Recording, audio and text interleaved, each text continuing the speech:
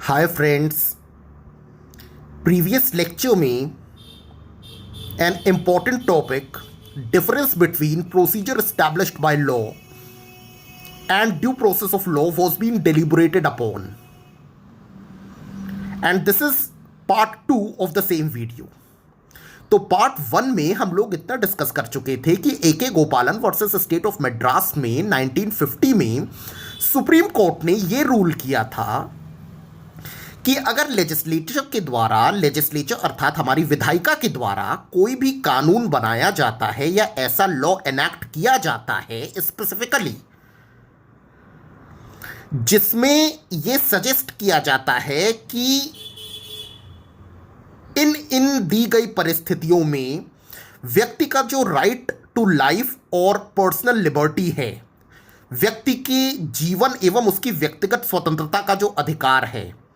उससे उसको डिप्राइव या वंचित रखा जा सकता है। तो केवल कोर्ट ये देखे,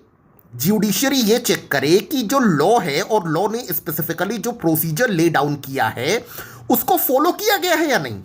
अगर फॉलो किया गया है तो इतना सफिशिएंट है। ज्यूडिशरी को इस बात में पढ़ने की, लुक इनटू करने की कोई जरूरत नहीं है कि वो लॉ और दिए गए लॉ का प्रोसीजर रीजनेबल है, फेयर है, जस्ट है। यानी कि कुल मिलाकर के इसमें ज्यूडिशियल रिव्यू को स्कोप नहीं दिया गया था या उसके स्कोप को अंडरमाइन किया गया था।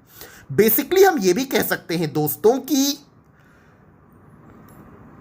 इस केस में सुप्रीम कोर्ट का जो इंटरप्रिटेशन था आर्टिकल 21 के phrase procedure established by law का, वो काफी नैरो था, वो ब्रॉड इंटरप्रिटेशन नहीं था। दोस्तों, ये प्रोसीजर एस्टैब्लिश्ड बाय लॉ का जो कंसेप्ट है ये बोरो किया गया है जापानीज कॉन्स्टिट्यूशन यानी कि जापान कंट्री के कॉन्स्टिट्यूशन से।